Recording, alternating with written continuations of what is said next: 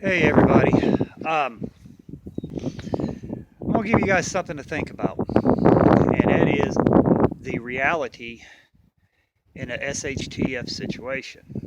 Now, there's some of these hardcore Rambo wannabe preppers thinking they're going to be invincible out of their 5, 10 years of food supply and their group community and stuff like that. But the reality is, if you're stuck with, say, a group for 3 to 6 months,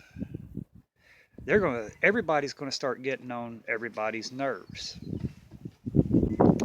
Reality is, if you have a sickness, say a heart condition, say kidney condition, say you're diabetic, you might be able to save up a month, month and a half, maybe 2 months worth of meds.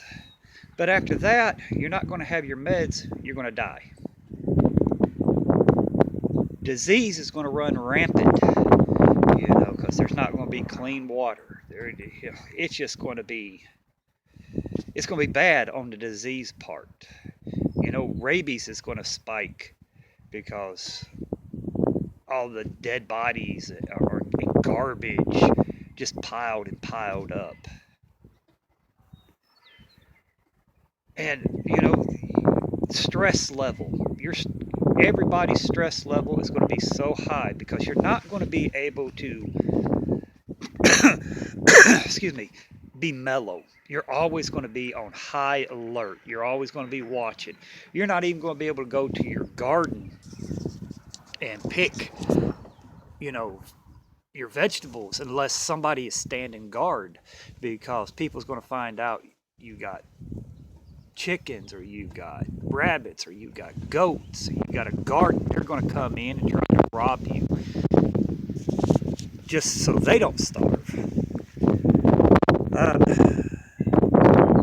then relationships.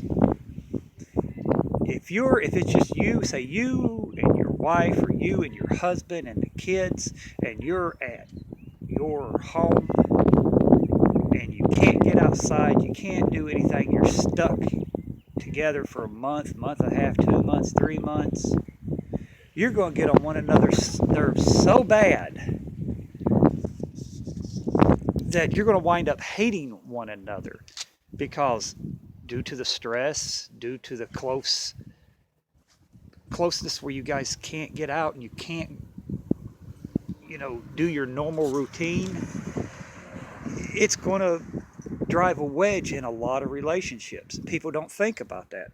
People think, oh, everything's going to be fine. We got our home, we got our love. I tell you, in a SHTF situation, love is going to be the last thing. And for all you guys thinking it's going to be good, you're going to have a sex life. No, you're not, because you're going to be so stressed and worried about everything else. Sex is going to be on the bottom of the list. Now, I'm going to hear a lot of guys, oh, you're crazy, you're crazy. Watch and see. Watch and see. Because you're going to have more important things on your mind than getting yourself off.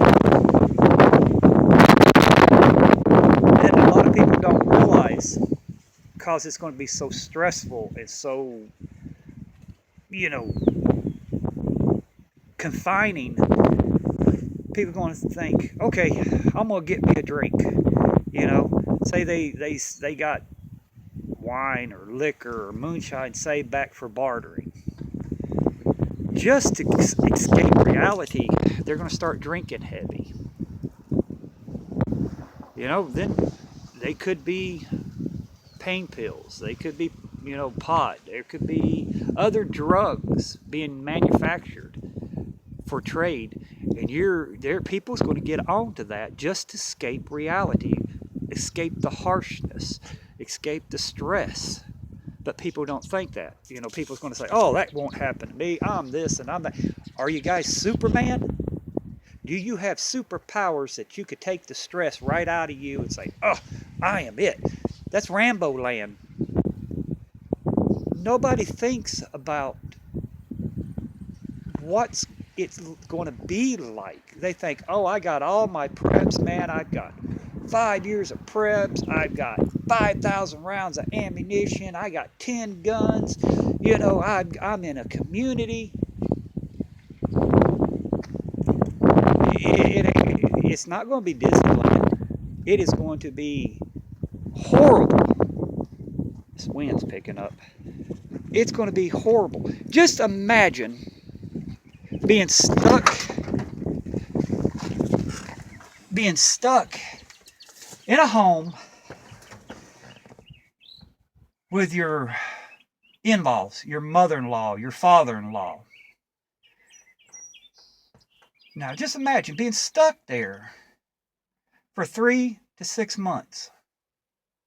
Does that sound fun? Me? Hell no.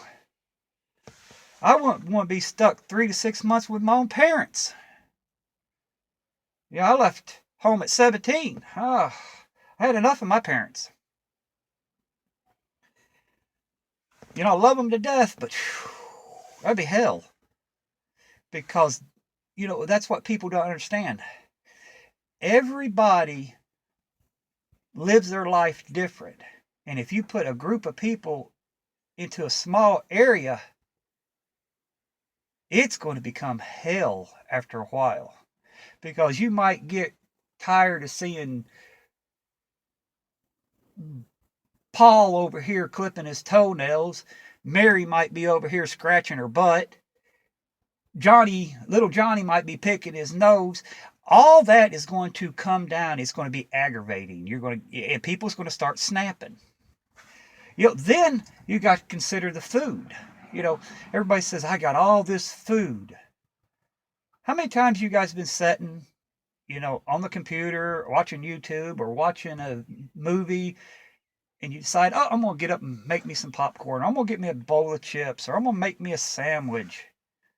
Then come back and grab you a soda or tea or a Gatorade or a water, whatever, and sit down and just, relax and watch the movies.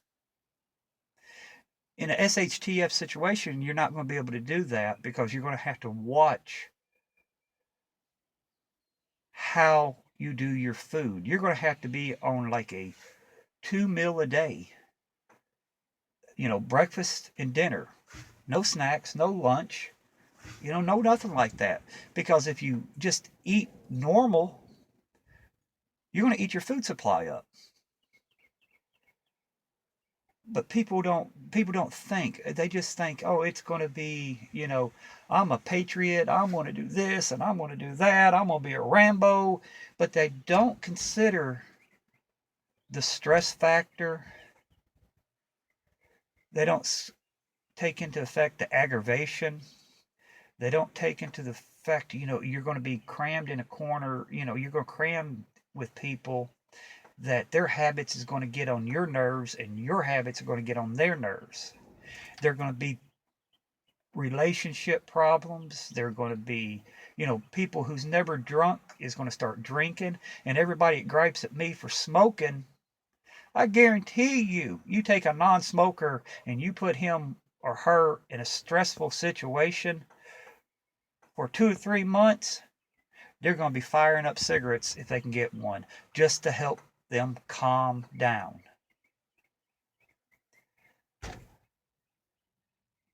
But people don't take none of that in consideration. It is going to be a strain on relationships. I don't care if it's a husband, wife, husband, boyfriend, girlfriend. I don't care what relationship it is. Even if you're with your parents, it's going to be a strain because they're going to try to tell you what to do, and you're going to say, I'm a full-grown adult. I don't have to listen to you. And therefore, it's going to be controversy. But people don't think that. They think everything, as long as I got my preps and I got my water source and I got my animals and I got a homestead, everything's going to be lolly, lolly, lolly, lolly, Candyland. And the reality is, it's going to blow up in their face.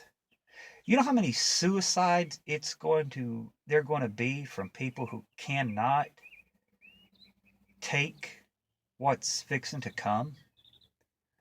Then you're going to have to think how many murder suicide it's going to take. Say, a husband and wife gets into it and the wife blows the husband away or the husband blows the wife away, then turns around and kills herself because they realize what they've done and they can't live with it. People don't, nobody wants to step over onto the dark side of it and think about the dark side, because if they did, a lot of people would really see they're not as prepared as they want to be, because you can be physically prepared with all your preps and all your gear and all your animal and all your garden tool, but if you're not mentally prepared for what's coming, you're going to wind up dead, because either you're going to do yourself in, somebody's going to be pissed off at you and do you in, or you're going to be out in your garden or feeding your chicken or gathering eggs and not paying attention, and somebody's going to put a bullet in the back of your head. Now, I'm not a gloom and doom guy, but I do try to get people thinking about the dark side of things, because sometimes if you go to that dark side, it'll keep you alive. It'll get you thinking. It'll get the cobwebs out of your brain, and it'll get you out of the fantasy land of, I'm on my homestead. I got my preps. I've got my water source. That's good and dandy. Keep it. But think about what else could happen. Actually sit down and listen to this video. Think about what I said. Put yourself into situation. How would you deal with it? Could you deal with it? With all the obstacles and all the stress. I mean, stress level is going to be astronomical. I don't care if you've got 15 people. You're still going to be stressed. You're not going to be able to let your guard down. And these people who think, oh man, it's just going to be paradise, they're full of shit. They'll be the first ones sucking a bullet. And people don't think about it.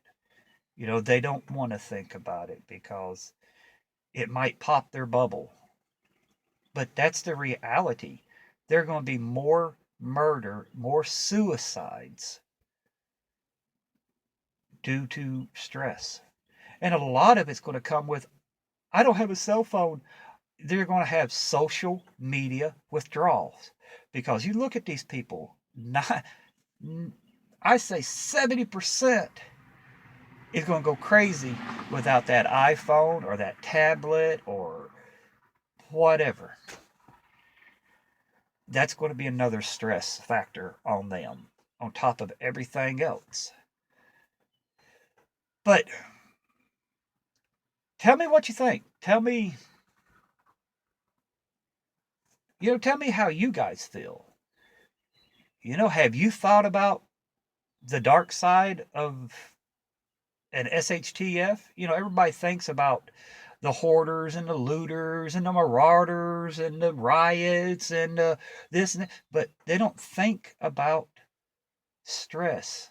They don't think about confrontation within their own family or their own group. Getting on one another's nerves. It could reach a boiling point. If you have somebody who needs cancer medication and they don't get it, they can't get it, they're going to die. That's another stress and worry it's going to be on your mind.